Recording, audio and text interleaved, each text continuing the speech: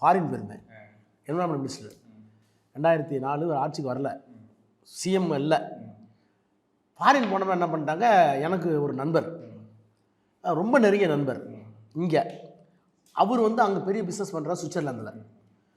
இவங்க என்ன சொன்னால், என் நண்பர் அங்கே இருக்காருங்க, பெரிய பணக்காரரு, உங்களை ரிசீவ் பண்ணிக்காருன்னா, சரி ஒன்றும் இல்லை வரல. அம்பாசிடரும் கூட இருந்தார். அம்பாசிடர் நான்லாம் போய் வீட்டில் போய் சாப்பிட்டோம். சாப்பிட்டு வெளியே போகும்போது ஒரு வாட்ச் கொடுத்தாரு. சார் யாரும் கொடுத்துறாதீங்க, இது வந்து பிளாட்டினம் வாட்ச், காஸ்ட்லி வாட்ச். எவ்வளோ என்ன, அதெல்லாம் உங்களுக்கு வச்சுங்கன்னார். இங்கே வந்து அந்த வாட்ச்சு என்ன விலைன்னு பார்த்தாக்கா 10 லட்சமோ 14 லட்சமோ. எனக்கு அவங்க ஃபோன் பண்ணி 16 லட்சம் வாட்சை கட்டிருக்கேன்னு என்ன பண்ணேன், நான் என்ன பண்ணேன், தலைவர் கொடுத்தா மகிழ்ச்சியாக இருப்பார் அப்படின்னு போய், ஐயா ரொம்ப நல்ல வாட்சிங்க, சுவிட்சர்லேருந்து உங்களுக்கு வாங்கிட்டு வந்தேன், ஆனால் பெரிய வாட்ச் டயலு உடனே கட்டிட்டேன்னா தான் இருக்குது அப்படின்னாரு. எவ்வளோன்னாரு. ஐயா நான் வாங்கலை, ஒருத்தர் கொடுத்தாரு, எனக்கு அது வேணான்னு தான் உங்கள்கிட்ட கொடுத்தேன், அதையா நீங்கள் கேட்குறீங்கன்னு சொல்லியா எவ்வளோன்னுக்குனாரு. 16 லட்சங்க என்ன கட்டி கீழே வச்சார். என்ன சொல்ல தெரியுமா, ஏப்பா நேரம் காட்டுறது சரி, சின்ன முள்ளு பெரிய முள்ளு எங்கே இருந்தானே, 600 வச்சும் 8 மணி நேரம் காமிக்கும், இது 16 லட்சம் 8 காமிக்குமா? அப்போ ஒரு பொருளோட நோக்கம் என்ன, அதானே. இது ஏன் 14 லட்சத்துக்கு வாட்சி? சரி, நீங்கள் தலைவருக்கு தான் மகிழ்ச்சி அடைவார நீங்கள் கொடுக்குறீங்க. அவருடைய புரிதலை பாருங்க. ஒரு கைக்கடிகாரத்தின் நோக்கம் சின்ன முள்ளு எங்கே இருக்குது, பெரிய முள்ளு எங்கே இருக்குது, நேரம் காட்டுறது மட்டும்தான். அது 14 இருந்தாங்கன்னா அப்புறம் எளிமை பாருங்க. அதே மாதிரி தான் துரைமுருகன் அடிக்கடி சொல்லுவார்.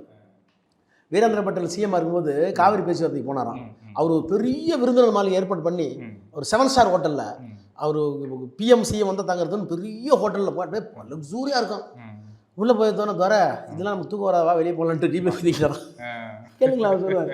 அந்த மாதிரி மனசால வந்து நம்ம எளிமையாக இருக்கணும். சில நேரங்களில் தேவைகளுக்காக நம்ம ஏசியில் உட்காந்துக்கிறோம், கார் தேவைப்படுது, புரியுது உங்களுக்கு. அது கூட பயணம் பண்ண உங்களுக்கு தெரியுது. வெளியில இருந்து இப்போ மக்கள் சார்பில் பார்க்கும்போது அவர் என்ன முதலமைச்சர் 1க்கு 5 முறை முதலமைச்சராக இருந்திருக்காரு, இவ்வளவு அதிகாரங்கள் இருந்தும் இப்படிலாம் எளிமையாக இருப்பார், அவர் நினச்சா எங்கேயும் தங்கலாம் போகலான்னு தெரியும். நீங்கள் கூட இருக்கிற நீங்கள் சொல்லும் போது தான் ஆச்சரியமாக இருக்குது. இல்லை கோபாலபுரம் வீட்டை போகிறீங்களா? கோபாலபுரம் போனது சிஐடி காலனி, அந்த வீட்டுக்கு போயிருக்கேன். நீங்கள் கோபாலபுரம் வீட்டை பாருங்கள். அவர் நினச்சதை எப்படி மாற்றிருக்கலாம். அந்த வீட்டில் தான் அவருக்கு எளிமையான கட்டல், எளிமையான வீடு. எளிமை வந்து அவர் தான் முடியாது. என்ன ஒரு நாளைக்கு 2 ட்ரெஸ் மாற்றுவார்.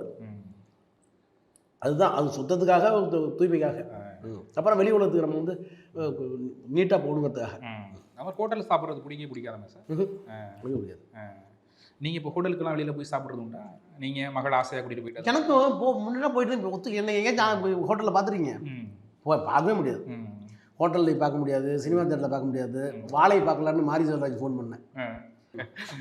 என்ன வாழை படம் பார்க்கணும் அப்படின்னு என்ன ஒரு தாக்கமா, இல்லை என்ன ஒரு பார்த்தவங்க எல்லாமே ரொம்ப நல்லா எடுத்திருக்காரு. ஒரு சமூக தாக்கம், அதாவது கிராமிய பொருளாதாரம், ஜாதி எல்லாம் கலந்து ஒரு இளைஞன் எப்படி மேலே வந்திருக்கான், அது மாரி செல்வராஜோட வாழ்க்கையிலேயே ஒரு அங்கமாக இருந்திருக்கு. அப்படிங்கும்போது எனக்கு மாரி செல்வராஜ் மேலே பெரிய, அதாவது இந்த பரியேறும் பெருமாளில் வந்து இந்த அடிச்சுட்டு யூரின் போடுவாங்க. ஆமாம், அது வாழ்க்கையில் உள்ளபடியே நடந்து போது